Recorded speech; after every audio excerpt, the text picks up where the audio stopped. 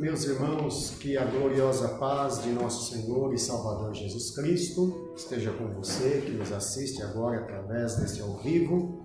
Eu quero primeiramente agradecer ao pastor Aparecido, presidente desse ministério, dessa igreja, pelo privilégio que eu tenho de estar aqui para, junto com vocês, compartilharmos da palavra do Senhor nosso Deus. É uma alegria imensa. Essa igreja que é uma igreja missionária, que ora por missões, que contribui por missões e envia missionários, né? Essa igreja já enviou vários missionários daqui. Pastor Aparecido, mesmo presidente desse ministério, já esteve conosco na nação peruana 2 vezes, se não me engano. Dimas, a Débora, a Renata, o Benedito, a Rose, quem mais? A Letícia, a Mayra, a Michela, Naara. Olha quantos missionários essa igreja já enviou, né? Missionário. E você que está nos assistindo agora, seja um pregador do telhado. Sabe o que é um pregador do telhado? Quando Jesus estava no meio de um culto, algumas pessoas levaram um paralítico com uma cama pelo telhado. Fizeram com que a palavra chegasse até aquele paralítico que estava necessitado. E você pode descer essa pessoa hoje que está precisando de uma palavra, porque Jesus está aqui neste local. Através de um compartilhamento, você compartilha agora este ao vivo, este vídeo com alguém, manda para alguém aí, alguém precisa ouvir uma palavra da parte de Deus. E a palavra que nós temos nessa noite para transmitir é sobre as tempestades da vida. Só faço mais um agradecimento ao meu amigo, pastor Emanuel. Agradecer ao pastor Aparecido, o convite ter sido através do pastor Emanuel, que é o dirigente do trabalho lá em Santa Rita do Passa Quatro, né, da Assembleia de Deus, Ministério Porto Ferreira, em Santa Rita do Passa Quatro, um trabalho que está crescendo também, né, pastor Aparecido? Muito bem, então vamos ler um versículo da palavra do Senhor, que está em Marcos capítulo 22, Marcos 14, aliás, capítulo 14, versículo de número 26. Marcos 14, versículo de número 26, diz assim a palavra do Senhor. E os discípulos, vendo-o caminhar sobre o mar, assustaram-se, dizendo, é um fantasma, e gritaram com medo. A pergunta que eu tenho para fazer para você que nos assiste agora, através deste vídeo, é: você já passou por alguma tempestade na sua vida? Aqui tempestade está simbolizando problemas, lutas, dificuldades, barreiras, adversidades. Algum contratempo, alguma dificuldade, você já passou? Se você já passou, então esta palavra é para você nessa noite. Deus tem uma palavra para você. Existem 2 textos na Bíblia que falam sobre as tempestades. E são 2 tempestades diferentes, porque o crente nunca passa por uma tempestade só. Sempre ele passará por. E não foi diferente com os discípulos. Marcos 14, 22 relata uma tempestade e Mateus 14, 22 relata uma tempestade e Marcos 4, 35 outra tempestade. Numa das tempestades Jesus estava no barco e na outra tempestade Jesus não estava no barco. Ele foi até o encontro dos discípulos durante a tempestade. E a tempestade, meus irmãos, ela sempre virá na vida do crente. Eu não estou falando daquela tempestade que as pessoas inventam, mas eu estou falando das tempestades reais. Tem até uma expressão que diz assim, você está fazendo tempestade num copo d'água, né? Às vezes a pessoa faz mesmo tempestade num copo d'água. E haja vista que a revista Seleção, que é uma das revistas mais conceituadas do mundo, diz que 90% dos problemas que as pessoas têm, eles não existem. São inventados pela cabeça da pessoa. Então, muitos problemas realmente não existem, as pessoas sofrem até por antecedência. Agora, existe realmente as verdadeiras tempestades que surgem no nosso caminho. E a Bíblia diz que numa dessas tempestades que aconteceu com os discípulos, a Bíblia diz que eles, homens experientes, que conheciam o mar com a palma da sua mão, gritaram com medo. Gritaram com medo.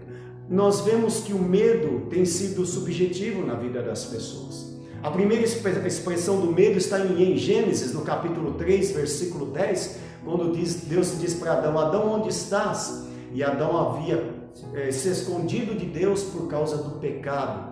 E ele disse: eu ouvi a tua voz e tive medo, e fiquei com medo.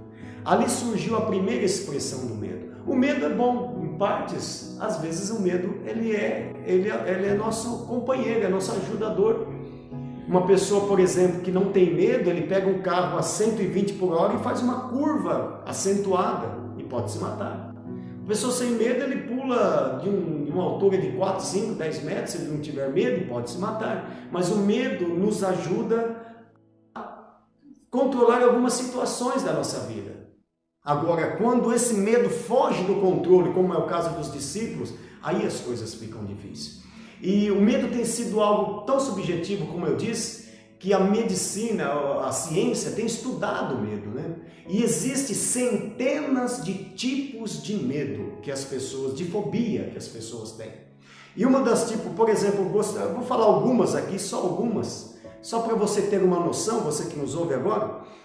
Por exemplo, algofobia, o medo de sentir dor. Aladoxofobia, medo de caminhar. Astrofobia, medo de trovões. Eclesiofobia, medo de ir à igreja. Amartofobia, medo de pecar. Nictofobia, medo de escuridão. Anemofobia, medo de ventos. Bacilofobia, medo de micróbios. Catagirofobia, medo de ser ridicularizado. Enosiofobia, medo de ter cometido um pecado imperdoável. Hipopotamonstequipedaliofobia, medo de falar uma palavra muito comprida.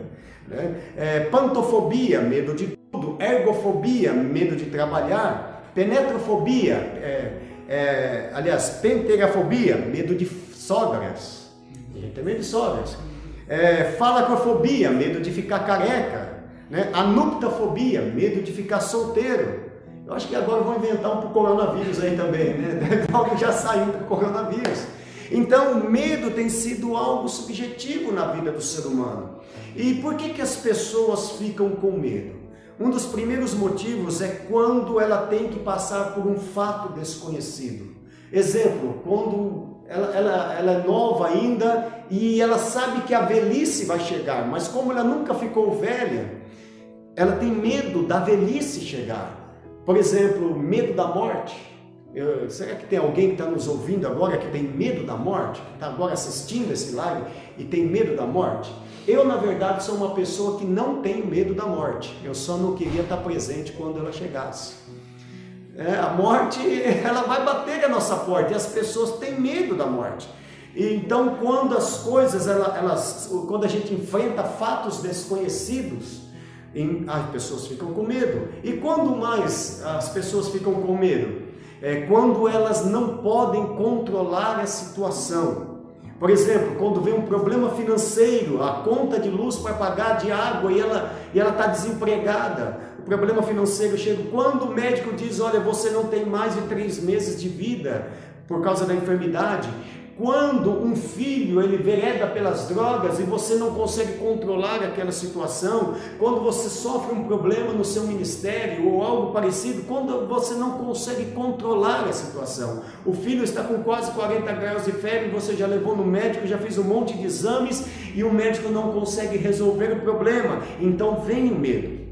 E o medo, irmãos, ele traz problemas de saúde. Ele afeta, por exemplo, o nosso organismo, traz problemas gástricos, traz problemas de coração, altera a pressão arterial e tantas outras coisas.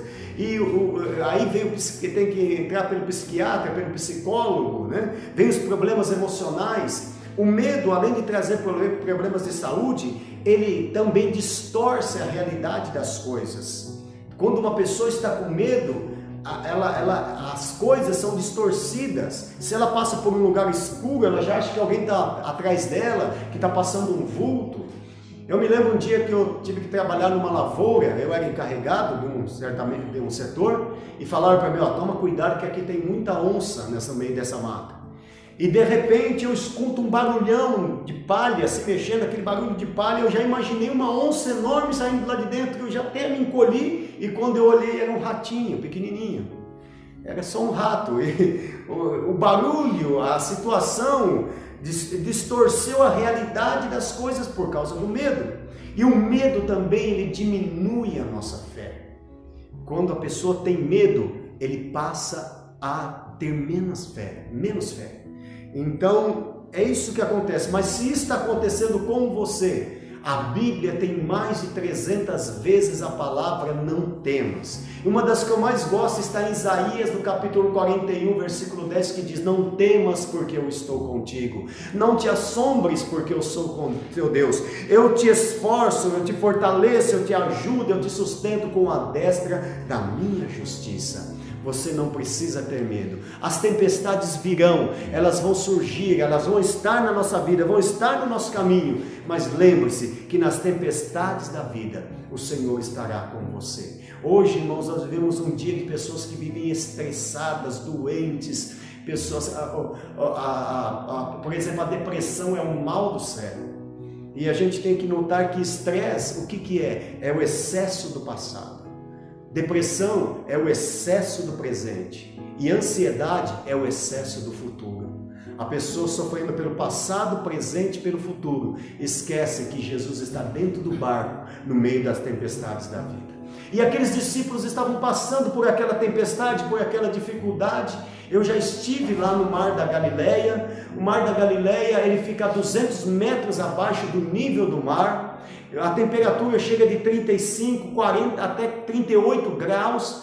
E lá perto tem o Monte Hermon, um monte que está a 3.000 metros de altitude. Então, durante a noite forma gelo e durante o dia essa água gelada desce pelo Mar da Galileia, junto com o calor, forma então um efeito estufa e provocam ondas de quase 2 metros de altura, até mesmo redemoinhos, num mar que na verdade é um lago de água doce, que por causa desse efeito estufa forma várias tempestades. E na vida, na nossa vida, não é diferente. Vêm as tempestades.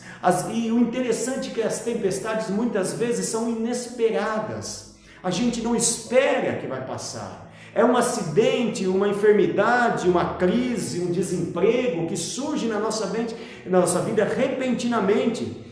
A tempestade, as lutas, ela não manda um telegrama, ela não manda um e-mail, não manda um WhatsApp para você dizendo, você vai passar. Elas vêm de repente, elas chegam na nossa vida sem mandar recado, sem pedir licença. Elas chegam de forma tão tensa e perigosa que deixa a estrutura da nossa vida totalmente abaladas.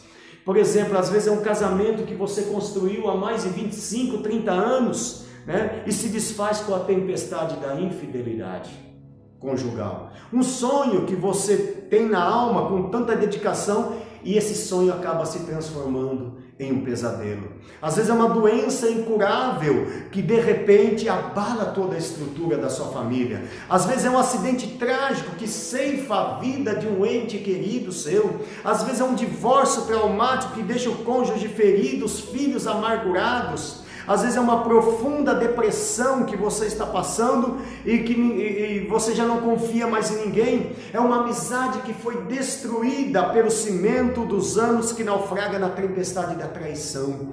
As tempestades da vida vêm, elas surgem, elas vão aparecer no nosso caminho. Elas vão surgir, mas as tempestades, que você entenda, primeira coisa, que a tempestade é uma oportunidade de você experimentar o milagre de Deus. É na adversidade, na luta que vem a vitória, é no problema que vem a solução, você está caído que Deus vai te levantar, é na enfermidade que Ele vai te curar, é no estar oprimido que Ele vai te libertar, é a oportunidade que Deus tem de provocar um milagre na sua vida. Segunda coisa que a tempestade nos traz, a tempestade é a oportunidade de revelar a quantidade, a qualidade da sua fé, o quanto você tem de fé. Por que Deus quis que Abraão ele sacrificasse o seu filho? Será que Deus não sabia o quanto Abraão tinha de fé? Sabia, mas Abraão não sabia o quanto ele confiava em Deus. E aquela luta que Deus provocou fez que Abraão fosse chamado pai da fé, o nosso pai da fé. E a tempestade também é a oportunidade de aprender algo novo de Deus. Em cada luta que você passa, Deus está te ensinando algo. Deus está te ensinando alguma coisa diferente. E as tempestades também, na nossa vida, eu quero que você entenda que quase sempre ela vem de forma inesperada, perigosa, inadministráveis. A gente não consegue administrar.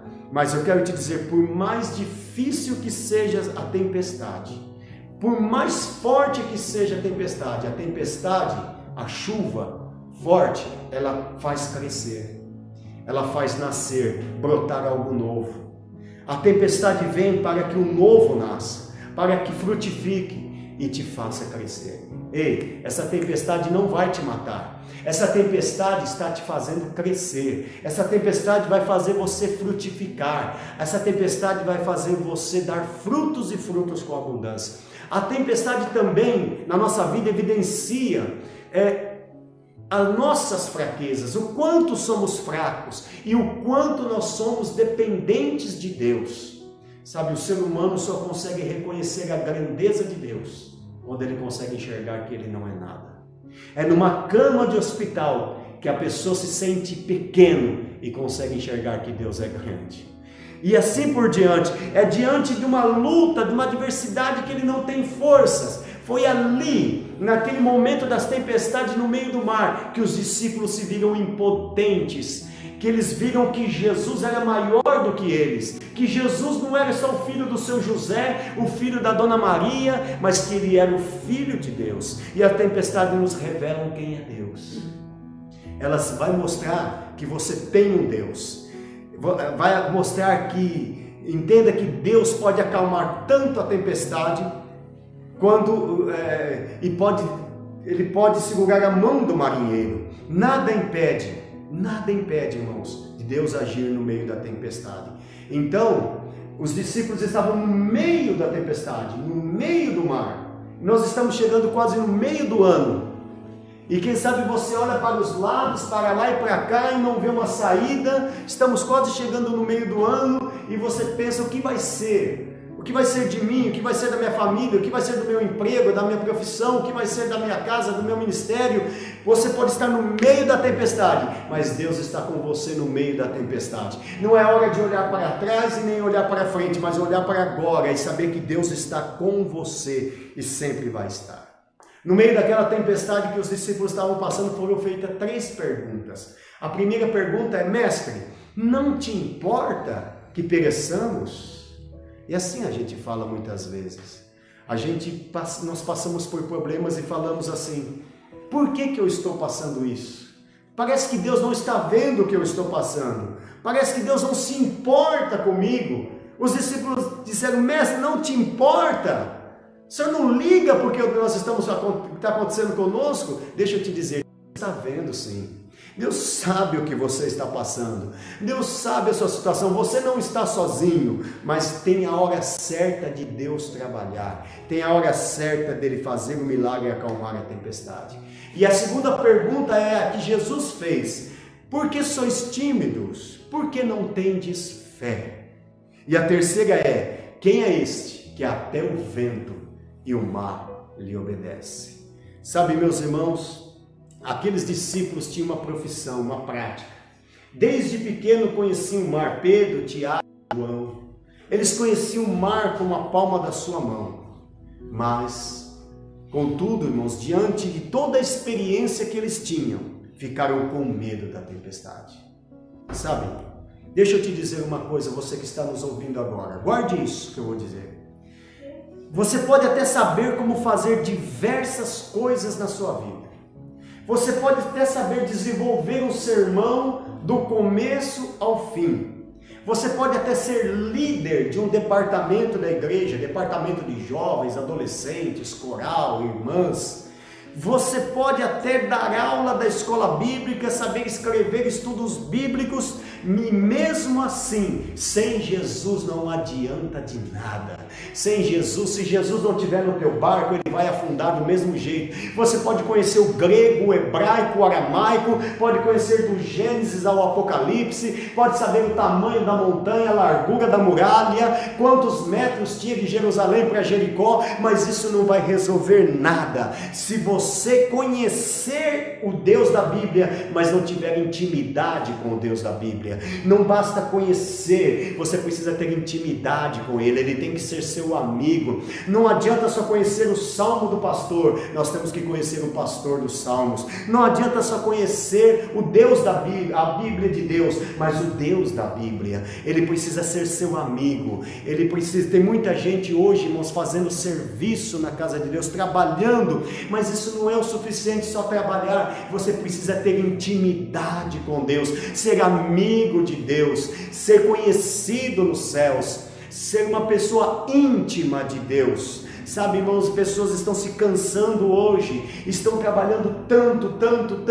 e esquecem de ter intimidade com Deus. Temos que recomeçar, irmãos, começar de novo e compreender que, como igreja de Cristo, que dependemos completamente da presença de Jesus. Não adianta lotarmos os nossos cultos. Você pode chamar o melhor pregador, você pode chamar o cantor mais experiente, você pode chamar o maestro mais experiente, mas mesmo assim, diante de tanta experiência, se a presença de Jesus não se manifestar, de nada adianta. Você pode ir no culto, você pode ler a Bíblia, você pode orar, você pode trabalhar na casa de Deus, mas você precisa ter um desejo, você precisa ter intimidade, você precisa amar a Deus. Nesses tempos de quarentena agora, é momento de nós termos mais intimidade com Deus, estarmos mais próximos de Deus, amarmos mais a Deus. Aleluia, glória a Deus. Não adianta ir à igreja, nós precisamos ser igreja, precisamos ser realmente templos do Espírito Santo. E eu termino dizendo para você agora, nessa mensagem, porque às vezes nós falamos assim: se a igreja, irmãos, tivesse mais milagres, se as pessoas levantassem da cadeira de rodas, se o câncer fosse, se as pessoas fossem curadas de câncer dentro da igreja, as pessoas acreditariam mais. Não é de mais milagres que nós precisamos, não é isso que nós precisamos. O que nós precisamos é de intimidade com Deus. A geração de Moisés foi uma das gerações que mais viram milagres lá no deserto. A geração de Elias foi uma das gerações que viram milagres. A geração dos apóstolos foi a geração que mais viram milagres, e porém essas três gerações foram as gerações mais incrédulas que já existiu. O povo de Israel chegou a dizer: até quando nós vamos comer esse pão vil? O povo no tempo de Elias estavam adorando a Baal, e o povo no tempo de Jesus crucificou o Filho de Deus. As gerações que mais viram milagres. Então não é mais milagres que nós precisamos, é mais presença íntimos, amigos de Deus, deixarmos de nos preocuparmos com os holofotes, deixarmos de preocupar com os outdoor, deixar de preocupar com o nosso nome na mídia, deixar de preocupar quantos seguidores nós temos, deixar de preocupar quantas pessoas estão nos ouvindo, estão nos vendo, ou o quanto estamos sendo aclamados ou não, e deixar que Cristo apareça, porque aonde brilha a estrela, irmãos, é sinal que o sol não está brilhando, porque onde o sol brilha não tem lugar para a estrela brilhar. Muitas estrelas, irmãos, muitas pessoas querendo as luzes da ribalta. Quando a estrela brilha, não tem lugar para o sol, porque quando o sol brilha, a estrela não brilha. E o único que pode brilhar no firmamento da nossa vida, da nossa alma, é o Senhor Jesus Cristo, o sol da justiça, aquele que nos resgatou da maldição e da morte. Então, irmãos, que eu quero resumir esse pequeno sermão sobre as tempestades da vida. O que é que nós podemos tirar mais isso aqui para terminarmos agora? É entendermos que numa dessas tempestades, entenda uma coisa: quando Jesus estava dentro do barco, não precisou ele sair do barco, porque Jesus estava no barco. Mas quando Jesus não estava no barco, Pedro falou: mestre, permita que eu vá até ti. Então eu quero te dizer uma coisa, se Jesus está no barco, não tem necessidade de você sair do barco. Fica no barco, fica dentro do barco, o seu lugar é dentro do barco. Você não precisa mudar de barco, não é mudar de barco. Se você for para outro barco, a tempestade está lá também. Se você for para um outro barco, também está lá a tempestade. O importante é que Jesus esteja no barco. Pedro foi ao encontro de Jesus, porque Jesus não estava no barco. Quando ele vai ao encontro de Jesus, enquanto Pedro, o interessante é que quando Pedro estava afundando, Jesus estava andando sobre as águas. Enquanto Pedro afundava, Jesus estava sobre as águas. Deixa eu te dizer, você pode até estar se afundando, mas Jesus ainda continua controlando a situação. Hoje Ele vai dar a mão para você e dizer assim: por que duvidaste, homem de pequena fé? Aquilo que fugiu do seu controle continua debaixo do controle dos pés de Deus. As ondas podem ser maior que você, mas ainda está debaixo dos pés do Senhor Jesus Cristo. O que fugiu do seu controle está no controle do Senhor nosso Deus. E sabe, irmãos, eu imagino Pedro andando sobre as águas, indo ao encontro de Jesus. E enquanto Pedro estava olhando para Jesus, estava tudo tranquilo, estava tudo bem. Mas de repente ele vê o mar encapelado, as ondas gigantes, e olha para trás e viu que o barco estava longe dele. Ele não tinha onde se agarrar, ele não tinha um amigo para dar a mão. E quando ele viu o barco longe e o mar encapelado, ele começou a afundar. Assim é conosco, quando nós vemos que não tem um amigo para nos ajudar, não temos onde agarrar, nós começamos a afundar. Mas deixa eu te dizer uma coisa: o barco pode estar longe, o amigo pode estar longe, o recurso pode estar longe, mas Jesus está pertinho de você. Está segurando a tua mão para te levantar hoje, te colocar de pé e diz: não duvide, eu estou aqui, eu estou com você no meio da tempestade. E eu termino agora dizendo para você o seguinte: aquilo que é maior que você, certamente é menor que Deus. E a tempestade nos ensina que Pedro estava literalmente aos pés do Senhor Jesus, porque o lugar mais alto que nós podemos chegar é aos pés do Senhor Jesus. E o maior desafio para nós hoje, no século 21, não é andar sobre as águas, não, mas é não afundar no mar desta vida e andar ao lado de Jesus. E lembre-se de uma coisa, que quanto mais escuro for o teu céu, mais intenso será o brilho da tua estrela, e que Deus é especialista em trabalhar em meio ao caos. Isso nós vimos quando Ele disse: haja luz, haja o firmamento. E guarde uma coisa: aquilo que fugiu do teu controle continua no controle de Deus, e você não vai se afogar na tempestade dessa vida, porque Ele ainda continua segurando a sua mão. E a lição final é: não pare de caminhar, não pare de caminhar, porque Ele está com você sobre as águas. Ele continua com você, Ele continua ao seu lado. Sabe para que serve a tempestade? Para terminar, a tempestade serve para o seguinte: deixa eu te dizer, a tempestade ela serve até antes da tempestade para os discípulos. Jesus era o filho do seu Zé, era o filho da Dona Maria, era o filho do carpinteiro de Nazaré. Mas depois que Jesus acalmou a tempestade, eles disseram: quem é este que até o vento e o mar lhe obedecem? Então, saiba de uma coisa: a tempestade vai servir para mostrar que Ele é Deus, que Ele é o teu Deus, que Ele está com você. Ele te ama, Ele está contigo nessa tempestade. Os irmãos irão louvar ao Senhor. Não sai daí, a pastora Aparecida daqui a pouco estará orando com você nessa noite. Deus ainda tem um milagre para a sua vida.